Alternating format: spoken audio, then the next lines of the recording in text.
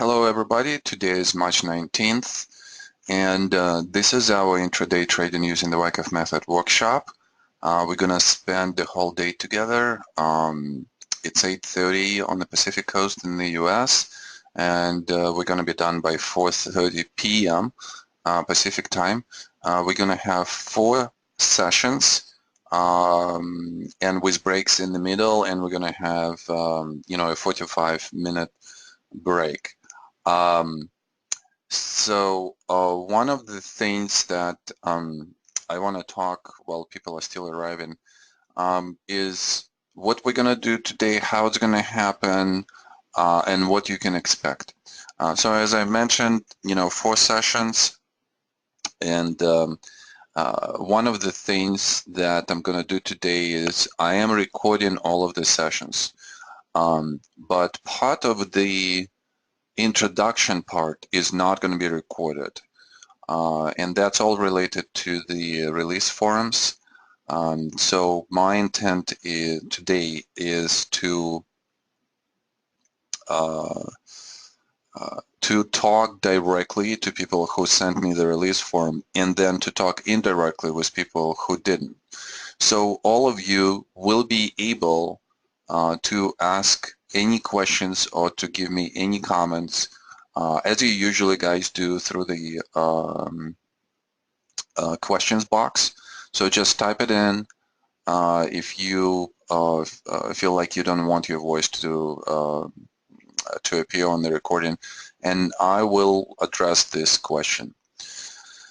All of the recordings are going to be available after probably a week. We would have to upload them. We would have to create the course there on the learning management system. So it might take a while. It might take until maybe like Friday, Sunday, depending how quickly we're going to go. But all of the recordings are going to be available. I already have sent you the slides. Now with the slides, I already know that you guys went through those slides. Okay, so there is nothing bad in that. It was intentional for me to send you those slides, and the reason why I want you to have those is because I want you to make notes on those slides. But there are some solutions to a couple of exercises that we're going to have here. So you're going to do yourself a misfortune if you going through the solutions. So please do not go through all of the slides. Plus, I already sensed in some of the comments, that I received about the slides that, you guys might have some questions about some slides and so on and so forth. Okay, again, running too fast, right? So get your minds in the now. Let's be present.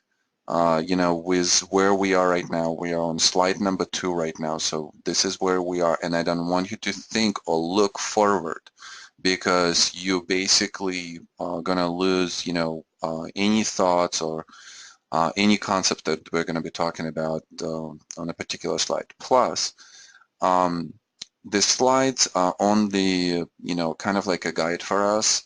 There's going to be a lot of discussions that, I can't just put on the slide all of the thoughts and discussions that we're going to have. So, and that's usually how it happens, with the workshop. I send out the slides, and then everybody just looks at them, and, so it's not like something new.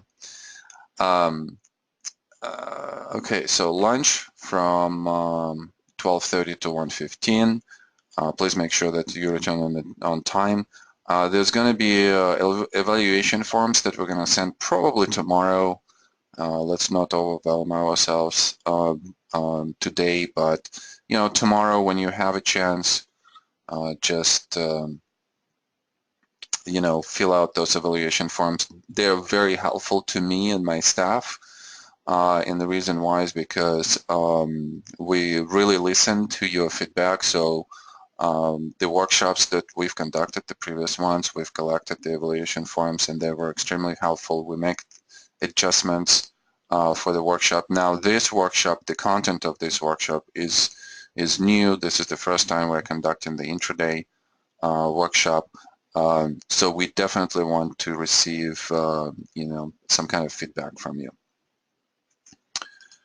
Okay, typical disclaimer for all of the sessions that I conduct.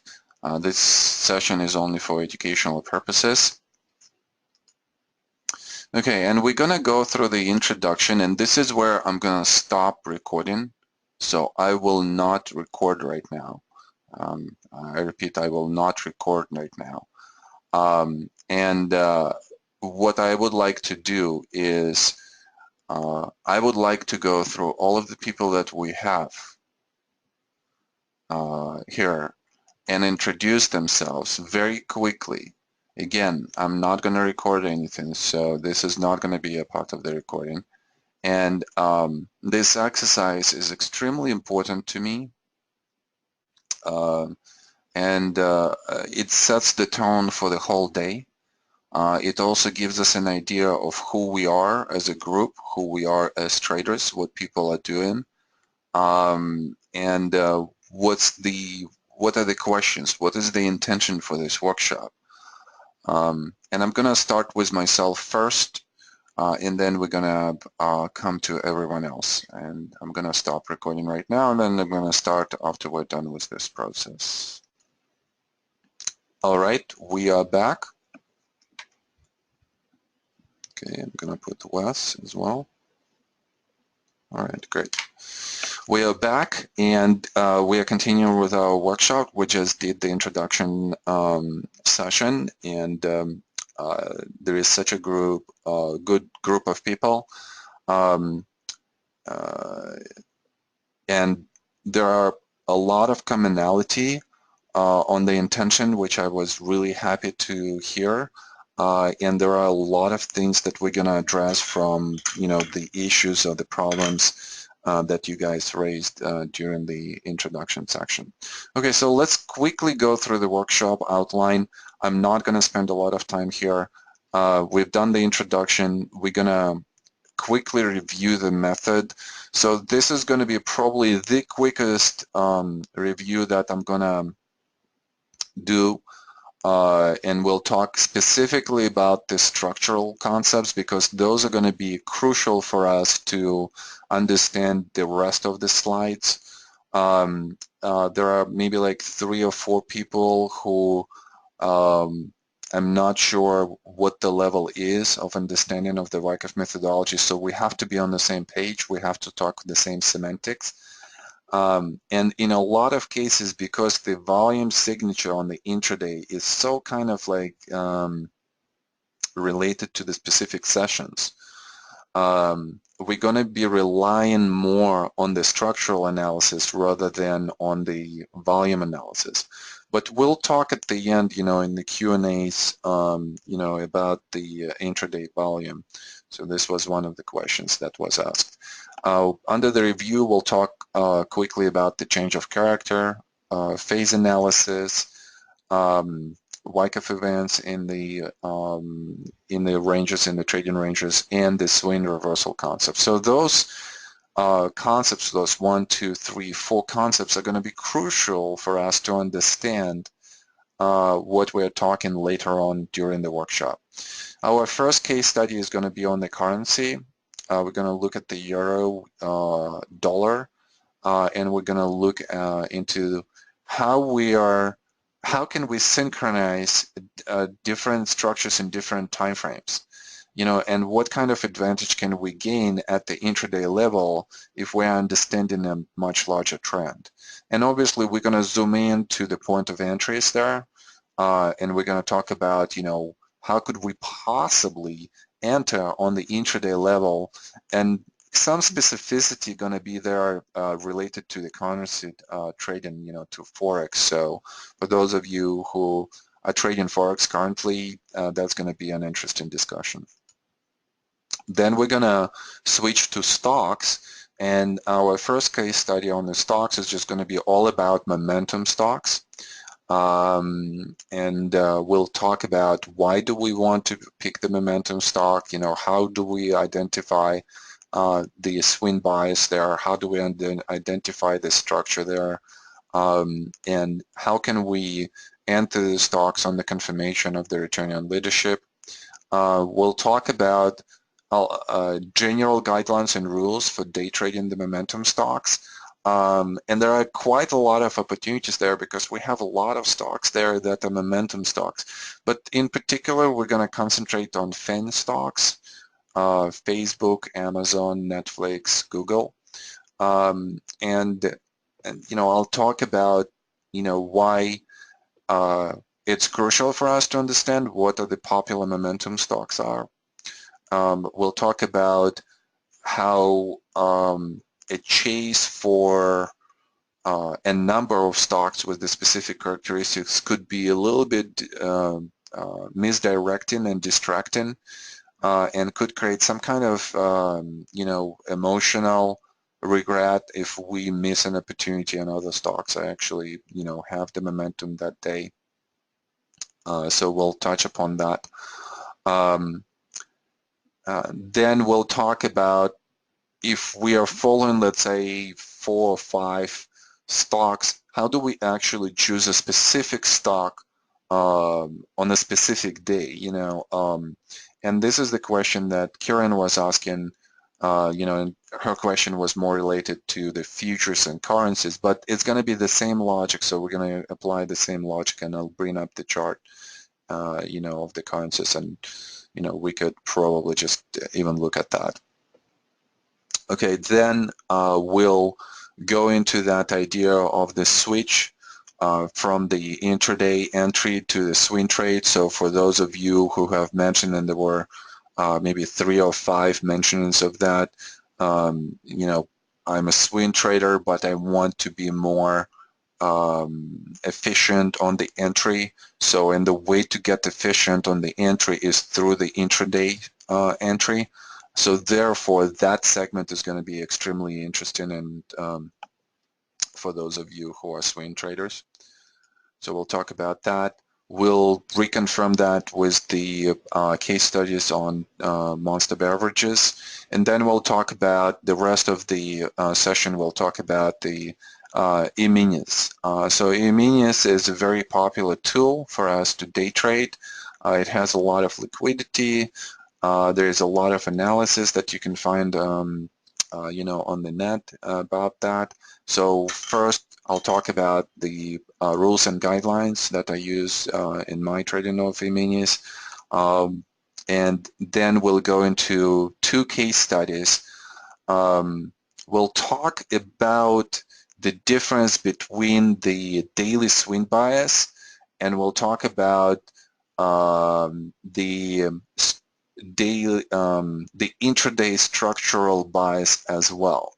So, and it's going to be interesting because with the daily swing bias, you're basically given one trade, one directional trade, more weight than another. So for instance, if the daily swing bias is up, then obviously all of my intraday trades are going to be in the direction of that trend.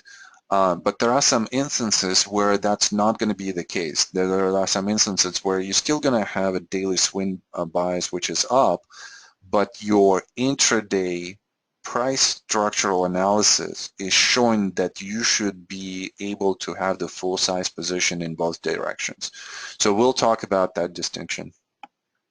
And then we'll talk about, again, that idea of a switch from the intraday to the daily, and how to implement that on the with the E-minis. And then the last session is going to be on the Q&A. If we are going to finish closer to 4:30, I don't mind staying like extra half an hour, to answer the Q&As. I'll, try to pace myself with the material, but, I also, me guys, whenever I feel that the concept is important, we'll stop, we'll slow down, and we'll, talk it through, we'll discuss it more, because some concepts, require more attention from us than others, than other concepts. So, I'll kind of like try to manage that. And at any point, if you have a question, type it in, or for those of you who gave me their release forms, just say that you have a question, I'll unmute you. All right, so the first thing that we're going to do is we're going to review the method, and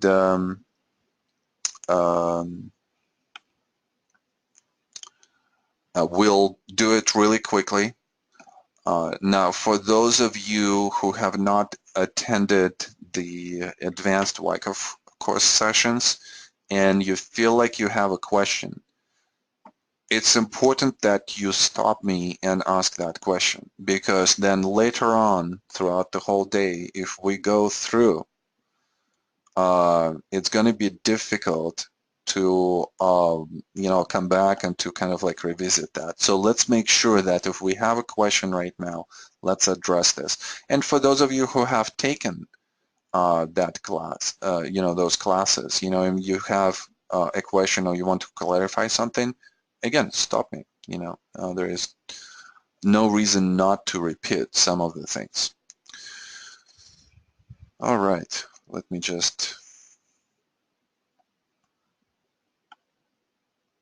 take a breather here.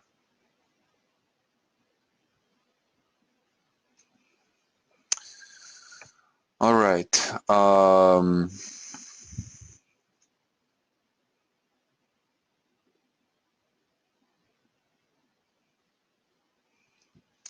So the first concept that we'll talk about is the change of character. Now, why this is such an important concept?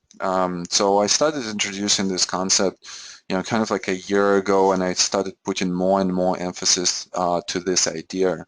So Wyckoff talks about the change of character, but he primarily talks about it,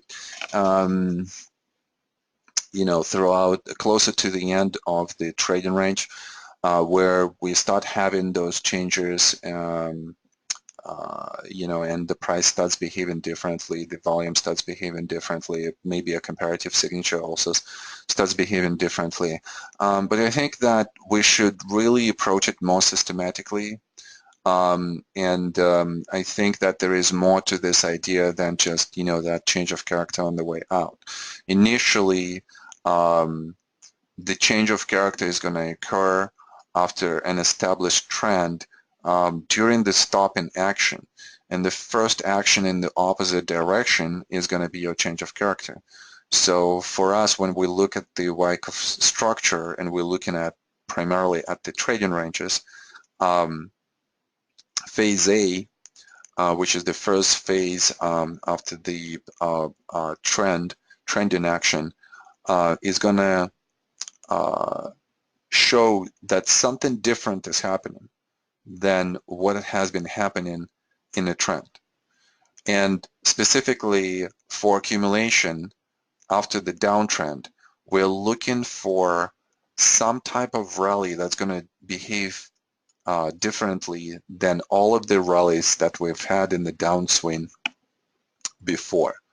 And that's just going to tell us that big institutions are finally coming in and at least temporarily stop the price from continuing from going down and therefore that intention by big institutions is going to produce absorption of the supply. The big institutions are going to provide demand at that point, and therefore not only they're going to provide absorption of the supply, the extra demand is going to push the price up. Also, strong professional hands are going to be closing their positions that they've opened somewhere, before the downtrend started or during the downtrend, and therefore their closure of their positions also going to produce that momentum to the upside. And therefore, that's the first time when we're going to have that change of character. Now, a change of character is not necessarily just one rally. We also want to see what kind of reaction we're going to have, on the way down. Are we going to have a continuous action to the downside? And usually if the true climactic action has occurred, the next retest, is not going to produce a big wave to the downside. The secondary test, the local test of the climactic action, should be somewhat in the proximity of the climactic action. So it could be a high or low. It could come to the support level that was created by the climactic action, or it could create a lower low, which is totally fine, and it just shows ability of the supply to move the price below the support.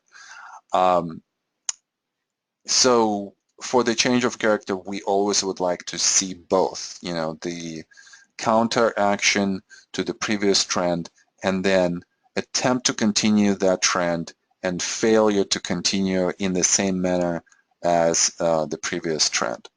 So, and the change of character for us at this spot is going to be significant, because basically it's just going to tell us that we're going to consolidate for some time. From trending environment, we are going to go into non-trending environment. And that's very significant analytically and from the perspective of trading tactics, because analytically now you're expecting that you're going to use different tools to analyze this environment, this new environment. You're going to probably use non-trending tools. From the tactical point of view, first of all, you have to think about your exit criteria here in this area for the trade that you've had here. And I think that we've had the discussion, at this last market outlook. I'm trying not to name the names, to go with the names here, but we had a trader who was showing us a great entry for the short trade. He was shorting a stock, and yet the exit was not necessarily at the most optimal place. And I think that one of the mistakes there was, inability to identify that a change of character when it has happened. So therefore, change of character is just a very significant tool for exit techniques. And then as we go through the consolidation and we do our phase analysis, which I'll touch upon in the next slide, we want to see a change of character that is going to be a change of character from non-trending environment back to a trending environment. Change of character can help us out also with the directional bias a little bit, but primarily, like in stocks, we would be looking, and especially at the high time frames rather than intraday, we would be looking at volume signatures, supply and demand signatures. We would be also maybe, having a quick look at the comparative advantage, comparison, just to see whether the leadership is coming back and so on and so forth. And here, change of character might be more evident because we are expecting for accumulation the largest rally and the smallest reaction. So a change of character could be much more evident. We also talked about a change of character bar. So this is the concept that I've been introducing in the last 3 cycles or so. And change of character bar is really crucial because it can occur really early on the change of character rally after the downtrend, and this could be your point of exit. So this point of exit, and I'm kind of like speaking here with all of these concepts, but for those of you who have taken my classes, you guys kind of should be following me here. Why this is an important concept? Because of the, again, effectiveness of your exit. If you're exiting right here, even though it's not the low and you're not waiting for the secondary test, depending on the time frame that you're using, you're basically mitigating your risk a little bit here, because the price might always do that. And you might be kind of like far away, from getting the price, the better price. And then the second reason is it actually might take some time, to go to the secondary test. So you're basically wasting time and you're still staying in this position, whereas, you know, if you would have exited here, you might be already, you know, onto something else. So it's the effectiveness, effective use of capital that's under the question with these concepts here. Okay, and the same we're going to observe on distribution. So the trend is going to have a change of character first, which is going to tell us that we are potentially going into the consolidation or potential reversal. And then on the way out, we're going to have the same attributes to the change of character as we had in accumulation, only reversed. You know, we want to see the largest reaction followed by the smallest rally to the upside. Okay, great. A quick question from a quick question or a quick comment. Will we cover redistribution and reaccumulation? So this workshop was not intended, you know, to cover this material, and we're gonna cover that in the advanced Wyckoff course. So for us, you know, you're gonna have that opportunity. You know, we'll talk about structural analysis a lot during the first month in April. So, you know, this is where we're gonna discuss it. Okay, so let's talk about phases. What's behind phase analysis? Why is that important? So imagine that we are in the downtrend right here, and then we are observing a change of character. And I think that I put enough emphasis on why change of character is so important to us. Change of character, again, is going to define the area where a lot of trading decisions are going to be made. And also some of the analytical tools, approaches are going to become different for us. So once we experience the change of character, we are expecting a consolidation. As consolidation develops, we want to understand that different periods in the consolidation are going to have different intentions behind them.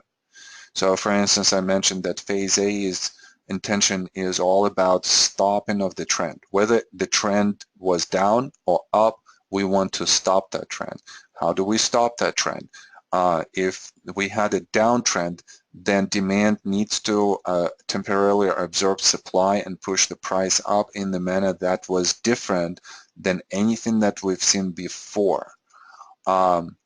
Then as we are locally testing the climactic action and we define the change of character by the automatic rally, we're going into phase B, which is basically the phase that is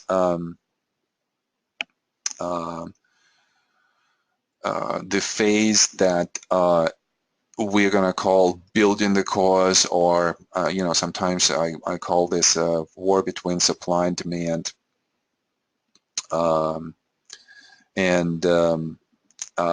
We want this phase to be the larger phase than phase C and phase A. Usually when you label, and this is one of the common mistakes that I see in labeling, and that is that phase B is, you know, on some of students' labeling is smaller than phase C or phase A. And usually that's not the case, and that's a good guideline to have.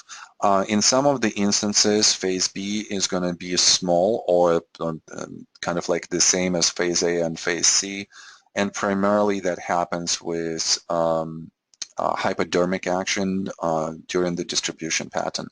But today we're not going to concentrate on that. Again, if you feel like you need to study that more, you know, just come back to advanced Wyckoff course material. There we go into the details of, you know, of all of those particular patterns, particular structures. Phase C and phase D are the two crucial phases that we want to identify as much as possible. Phase C low is going to be the lowest point for the trend that's going to follow. So therefore, this is the place where we start thinking about opening a position. phase C and phase D are going to have the elements of the change of character. In the accumulation, we're going to have a much more pronounced rally to the upside, and the following reaction is going to be much less than the reaction that we've seen before in the trading range. So therefore, this type of change tells us about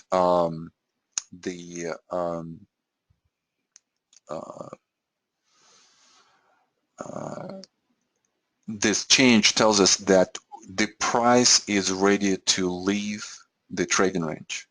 The price is ready to move in the direction of the next trend. And of course, you know, structurally, we're going to have different events taking place during this time. So we'll discuss that in the next slide.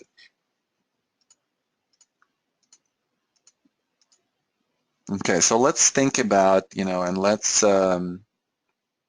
talk about different events in the accumulation range, and then we'll talk about the distribution. So we went through the phases, we went through the changes of character, but what are those Wyckoff events? So during specific phase, Wyckoff would define specific events that would be kind of like a signature for that particular phase. So for instance, in the stop in action phase A, we want to have a stop in action which is going to be identified by the climactic action, by the sell-in climax. And sell-in climax, as any other Wyckoff events in the range, is going to have specific attributes, price attributes and volume attributes. So for instance, for the climactic action, we want to see an acceleration of the price to the downside, where we would see, you know, largest spread, maybe gaps to the downside,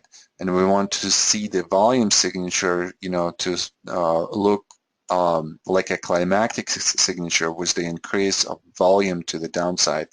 So that would tell us that supply is increasing. The weak professional and weak public hands are dumping this particular stock, let's say, and the big institutions are coming in and from the opposite side, increasing the volume signature because they are buying, they are providing demand, and therefore volume signature is going to go up. Secondary test, as a test, a local test of the climactic action, our preference would be that supply would contract, decrease on this rally to the downside.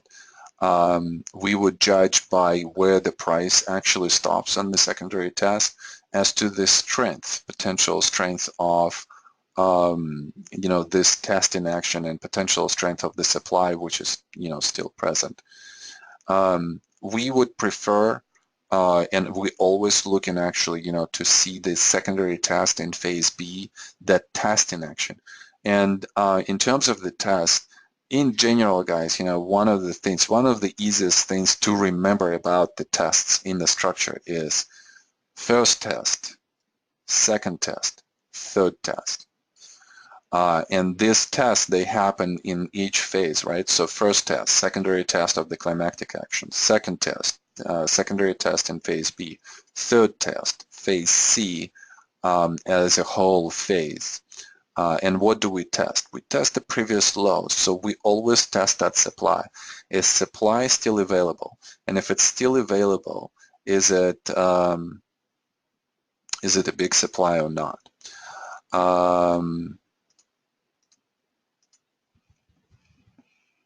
Okay, so what else is here? Well, we obviously want to talk about Wyckoff points here at phase C, because this is one of the most important important points and important phases before the trend starts. So the phase C is going to have for us two scenarios. We're either making a higher low in phase C or we're making a lower low. The higher low is going to be labeled as a last point of support, and the lower low could be labeled as a spring, and you could see this on this slide, or a shakeout. Both spring and shakeout would require testing action, which we'll have as a higher low, and preferably on the contracting supply. And then after that, we're going into phase D, where we're going to have a sign of strength rally, and that rally might contain some significant sign of strength bars.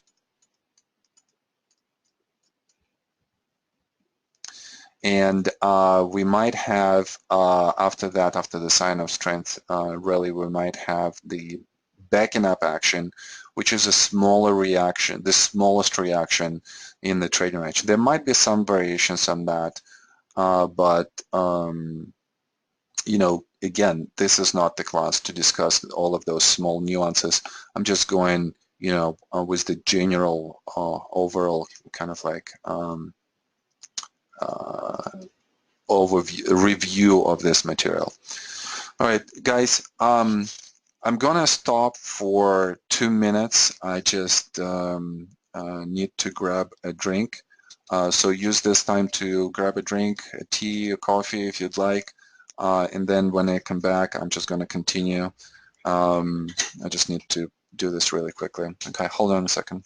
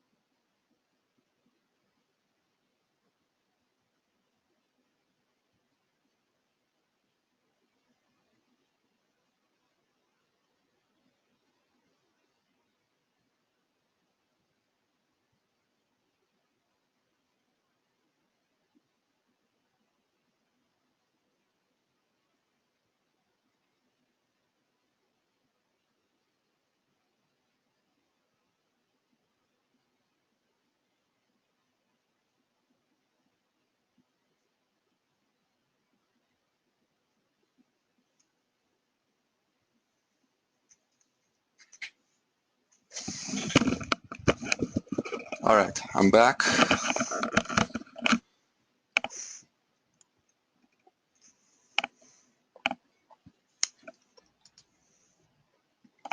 Distribution.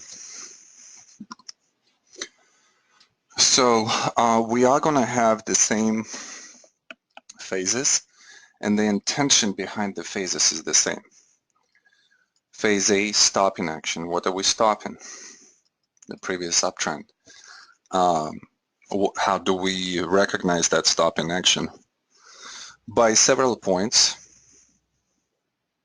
One of them is going to be climactic action, and here again there are quite a few nuances on the climactic action after the uptrend. One of them is that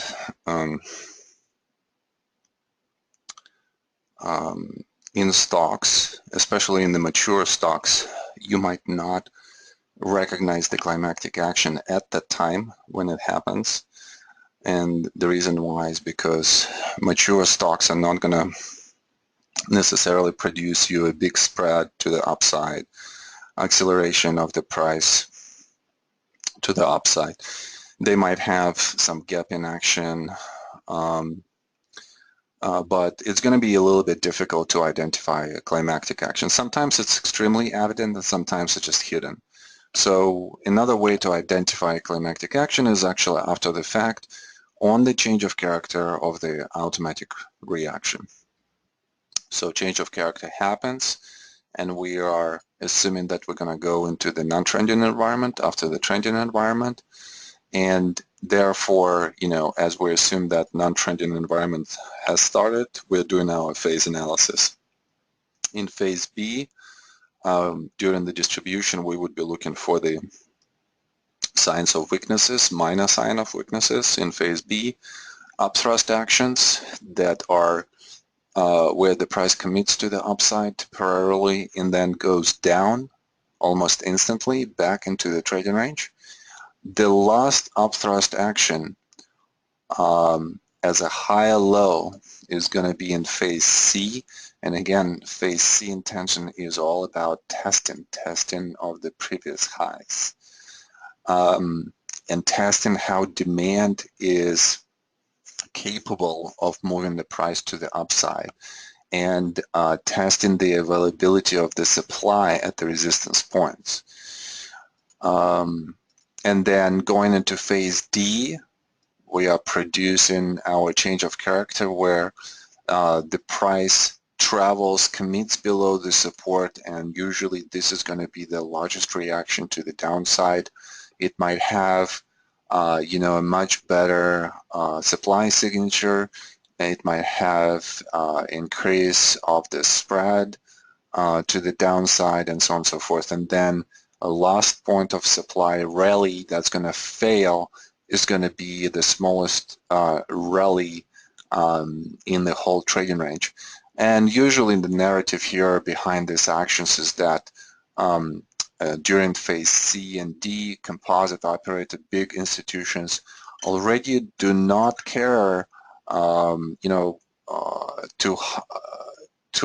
they do not care about hiding their footsteps. They are aggressively selling because they see something on the horizon that is not good for that particular stock or the instrument, and therefore their distribution is going to be more visible. And it's going to be more visible, from the commitment of the price below the support, or, from the spread that, we're going to see on the sign of weakness reaction. All right. And the last concept for us to discuss, and I think we're good with really doing well with the time here, is the definition of the swing. So this is somewhere where I want to stop a little bit and see if we have any questions, because for those of you who have taken advanced Wyckoff course completely, and especially the 4th month, you are familiar with this concept. For those of you who have not taken the 4th month of the advanced Wyckoff course, or you haven't taken the advanced Wyckoff course at all, this is going to be new, because this is not in the methodology. This is something proprietary that I've developed for myself, for my own trading.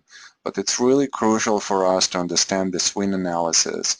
How do we identify the swings? Usually people would say, okay, well, I would take the high and I would take the low, and that would be my swing.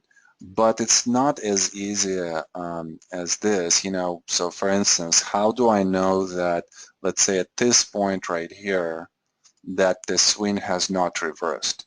So the key concept here is a swing reversal. At which point, at which particular bar do we actually know that the current swing is done and that we are potentially in another swing? So let's look at how we would handle this. I'm identifying what I call a significant bar. Significant bar usually are going to have big spread. It's going to have the close that is going to show the commitment to a trend. So therefore, if we have a significant bar to the downside, we want to see the close below 1/2 of the spread. So big spread and good close. And then we also want to see that commitment, the close, which is going to be above, so let's say this bar right here, this close is going to be above the previous commitment line that was created by the short-term resistance. So in this case, the previous bar has this tail to the upside. This was the highest level where the price could travel at that point. So we want to move the price to the upside in the manner that's going to commit above this line right here and close and hold there. So therefore, every time you have a significant bar, this is what you would like to do. So let's just go through this, and it's going to be more self-explanatory. I see that the last significant bar right here is to the upside, so I'm assuming that there was an upswing at this point. So my commitment for the reversal to the downside is all going to be about this level right here, this low. So I'm looking for a bar that's going to commit below this level. And here is this bar, and it is a significant bar, which is really great. The true range of this bar actually has started at the previous close right here. And we see that the body of this bar is big. The close is below the 1/2 spread. And we see that the reversal has happened, and now we can say that we are in the downswing. As the price goes down, it creates new commitment levels, and my commitment level to the upside, if I want to reverse, is all going to be about this bar right here. This was the last significant bar to the downside. So therefore, this is the bar that needs to be reversed. So I'm placing the commitment bar, the reversal bar for the upside at the high of the true range of this bar, and I'm just basically waiting for the price to reverse this level. There is an attempt to reverse it, a big bar to the upside, but it's not coming to this level. So therefore, there was no reversal, at least on this time frame. The next bar commits to the downside. It's a big significant bar. So every time we have the new commitment, now let's say in this case to the downside, we're going to move the stop loss. So if this was our commitment to the upside and the stop loss level, this is the next level where we're going to move our commitment. Next bar, so let's say it's this one, and therefore our stop loss is going to be moved. Next commitment, and I apologize, I don't know why this moved a little bit, so it's covering some of the bars. So we're going to move the stop loss here. Next one, going to move the stop loss here. Next one, going to move the stop loss here. And then suddenly this bar reverses the last bar to the downside. So at this point, we are saying that the downswing is done. It has been reversed, and there was a reversal to the upside. And then we're just basically doing the same thing to the upside. We are looking for the significant bars, moving the stop loss. So the original stop loss was here, here, here, here, here, here, here. Well, this one we really shouldn't. Here, and then with the big bars, what you can do is just to put it slightly below 1/2. Here, here, and here is our reversal. So look at this chart. I mean, this is price line on the weekly. This is the chart that I'm using in the advanced Wyckoff course. And if you would recognize on the weekly this reversal right here, and you would stay through the whole swing, you would travel in the straight from about $75 to about the close here on this bar was maybe about 210 or somewhat. So you are making a really good return here just on this concept alone. Now the question, does it work in all time frame? And that's the beauty of it, that it does. Now it's a trend following technique. So one of the disadvantages of that, and this is what I hear from students, is that it's not going to get you out at the top and it's not going to get you in at the bottom. But if you have a significant trend, you can catch a really good percentage of that trend. So you're going to catch probably from 60 to 80% of the trend. And that's what we want to do when we are trend following, when we are trending. We want to catch the majority of the trend, and our goal is not to actually, pick the top and the bottom. And this concept is going to be also very crucial, because when we go into the trading range and we see, let's say, a change of character bar, this bar most likely is going to be a reversal bar. And this reversal is going to be based on this concept. So we want to recognize the reversal of the swing as early as possible. Then think about what happens next. Automatic rally. And if we are day traders, and this is a daily chart, and we are recognizing that there is some kind of structure right here, and then on the daily there is some kind of reversal, our positions are going to be initiated here with an idea that the price is going to go lower to the next structural point, which is a secondary test. So therefore, swing reversal is extremely important, especially if you have multiple sessions on the way down. You need to define the swing bias and basically open all of the positions in the direction of that swing bias and in the direction of the structural context. And I want to kind of stop here because this is a really important point. So let's see if we have any questions. And let me just repeat this. Why do we need to understand the swing structure? For the intraday trader, you need to understand the daily swing structure because it's going to give you a directional bias.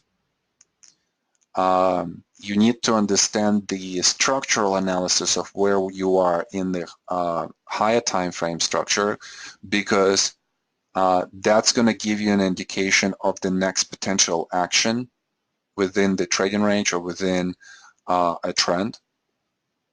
And therefore, it's also going to give you a directional bias. And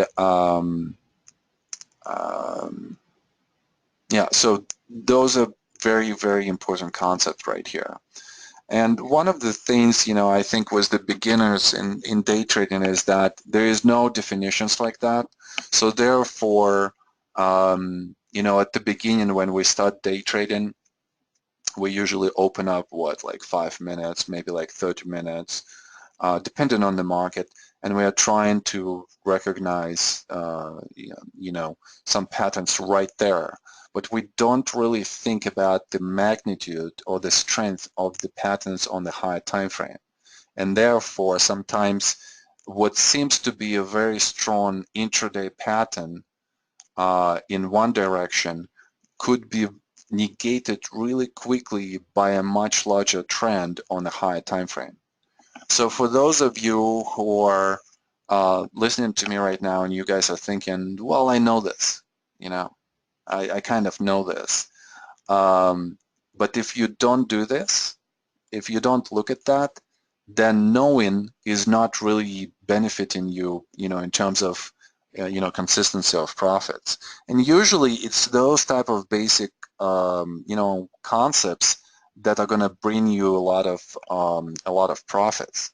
If you think that you know but you don't do, then you're going to fail more times than the person who actually thinks very consciously about those things. Okay, so and we'll talk a lot about this today. I kind of want to put this in your minds, and to be extremely extremely articulate about this couple of concepts here. Okay, so what are the boxes here on this chart? Okay, so we have This box is the significant bar box to the upside. Reversal bars in blue, so I'm identifying specific reversal bars that defining the swings. And then the green boxes here are significant bars to the downside. So yellow significant bars to the upside, green to the downside, blue reversal. All right. Yeah, and guys, it's great that you're asking questions, and I understand that the majority of you kind of already know this material, so that's fine. All right. Any questions on the reviews that we went through? All of the structural concepts that we need to go before we go forward. Any other questions, especially from those of you who have not attended Advanced Wyckoff course before?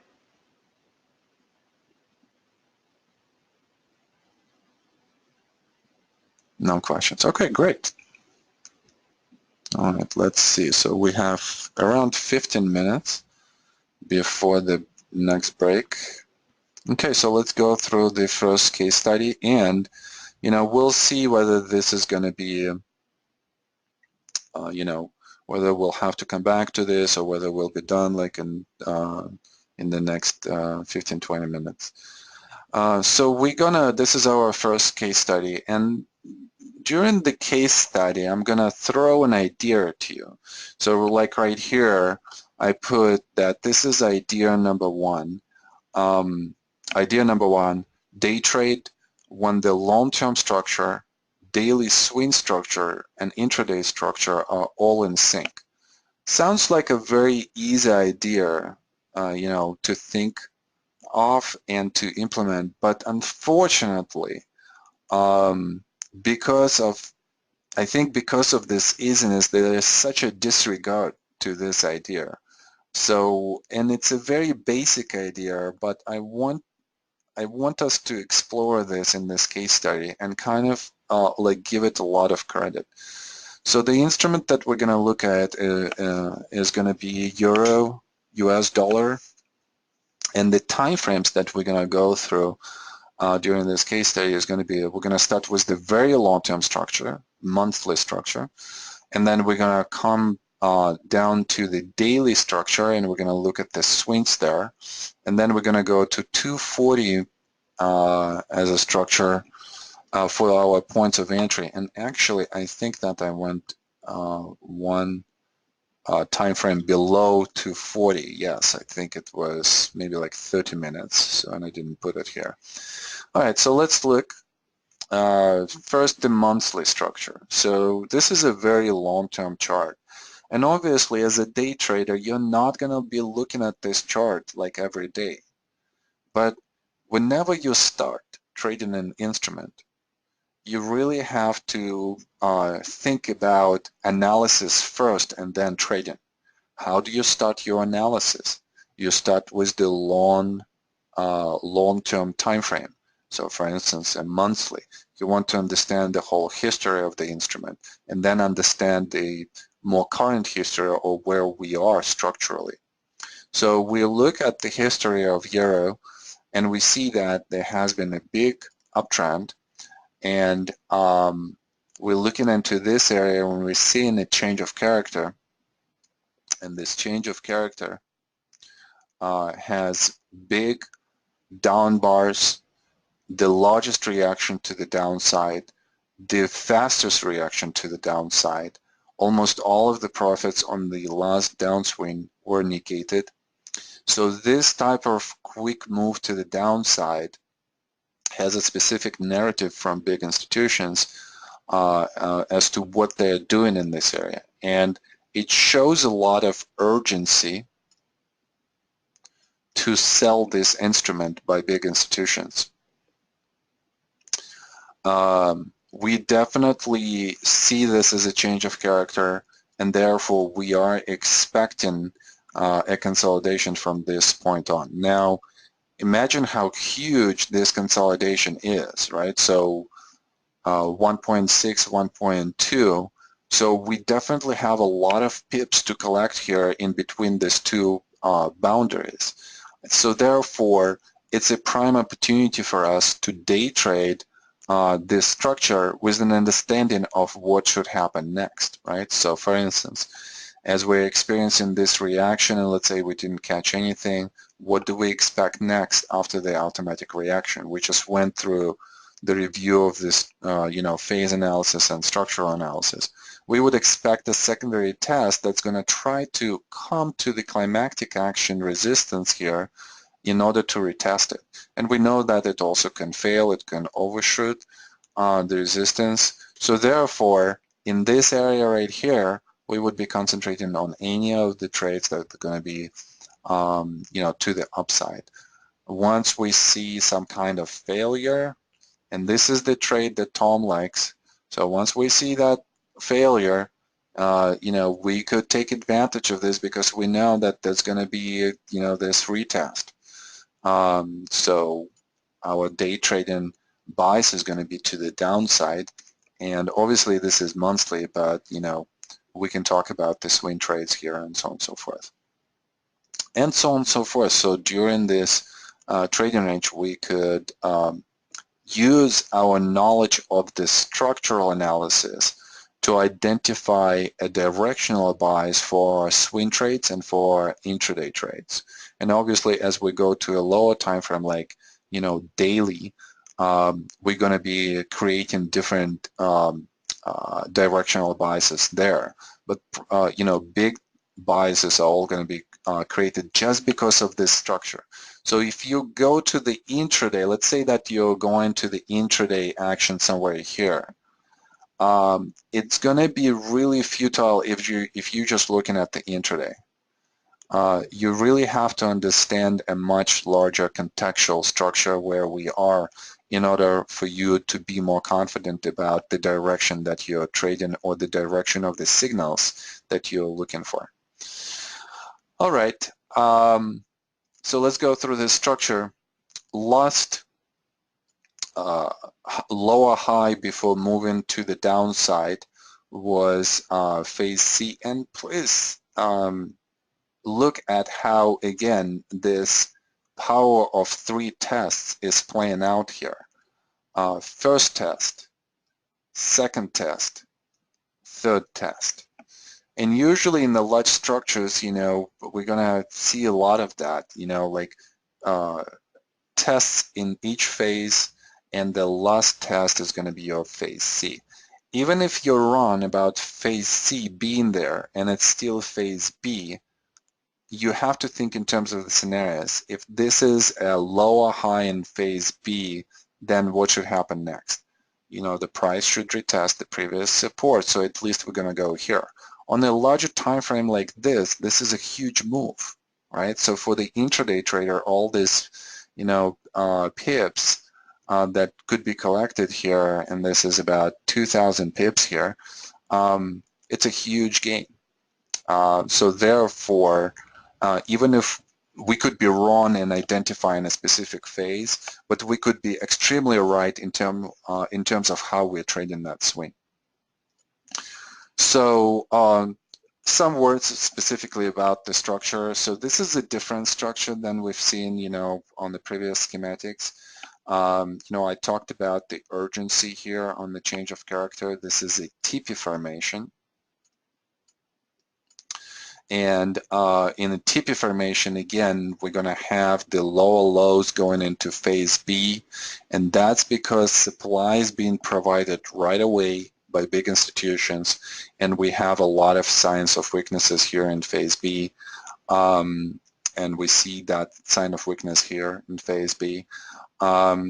And that's because institutions are selling right away. They're not waiting for the trading range to develop to sell. They want to get rid of the position right away. And then after that, we usually go into some kind of apex formation where we see the failures of the highs to reach the previous climactic high. if we look at the volume signature during the apex is going to start contracting for both supply and demand. And then on the way out, we're going to see that the volume signature locally increased. Here, we just seen this with the price action, the price committing to the downside. So we are expecting that the volume signature is going to pick up here, especially in this area right here. And that's our kind of like typical TP formation structure. Now let's look into this area. So let's imagine that we are trading here. Looking at the monthly, it would be difficult for us to understand, where exactly we should open the position. And then, of course, from the point of opening to the point of where we have the stop loss, we might have a very significant, unit of risk right there. So we need to go to a lower time frame. So let's go from monthly to daily, and let's look at this area right here. And another question before we go there. Isn't volume a criteria to identify phases? And for us, yes, absolutely. And in the advanced Wyckoff course, we would devote a whole series, a whole month to the supply and demand signature, and we would go into the details as to the phase volume signatures. So each phase would have a specific signature and how we would look at those signatures all together. So this is something that, we'll definitely study, studying in April, and then specifically in May, you'll have more information on this. But today we just don't have time for so much material because there is a lot of material right there on volume. Okay, so let's look at the structure at the lower time frame here, going from monthly to the daily.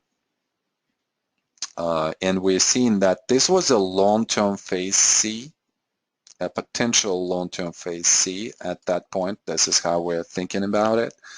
We see that even though this reaction is large, relative to this move to the upside, this acts as a change of character. This reaction is more than this one, and we see that the spread is increasing, so we're expecting some kind of consolidation. Here, the consolidation is somewhat upsloping with all of these resistance points right here resting on the same resistance line. I put kind of tentatively here a little bit, this slope, which looks a little bit different, but I think that for those of you who attended the advanced Wyckoff course already, you kind of see where I'm going with this. I want to see this major sign of weakness committing decisively to the downside. Plus, the two support points are kind of like, providing a confirmation that this is a good line as well. And we see that the next attempts to go up all fail, and they act as the lost point of supply. And we're still a little bit lost here because for our, intraday trading, this is a little bit too much, for the points of entry. If we're swing traders, we can find a position entry somewhere here in this area, but we want to be more precise. We want to create more sizing. We want to be more accurate in our entries. So let's look into this area. But before we do, and we'll come back to this slide, I just want to show you how great of a trade this was, and actually a couple of students actually implemented this trade. So the price goes down, and it seems that there could be a change of character here relative, to this reaction right here, and there could have been some exits here based on the idea that we might be consolidating, which we did, but consolidation is so weak structurally with the lower lows and the lower highs. This would be another area where we would enter this position again. This would not act necessarily as a change of character relative to this or to this area right here, so we might actually even stay with this. Or if you exit just based on this downswing, also not a bad idea, and then your next entry is going to be somewhere here. But this bar acts as a change of character bar. Remember, we've talked about this, right? A change of character bar that's going to identify the beginning of the change of character rally. Okay, and that's my cue that we're close to the break. This bar right here, this is the spread of this bar. Look at this spread. This is the largest spread so far in this whole move from up here to down here. Look at it. It's just so huge. So that tells us not only that this last swing is done, but most likely this whole move is done, and now we're going to go into the consolidation. And if we would be waiting for some kind of, like, let's say, secondary test, which comes later on, we still stay in this position for quite some time, for almost additional months. We can exit maybe at the better price, and if we're lucky, we can exit maybe on the next day, right here, if we're recognizing this as a change of character.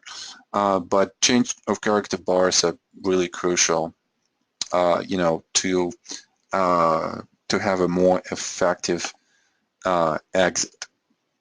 All right, why don't we stop here?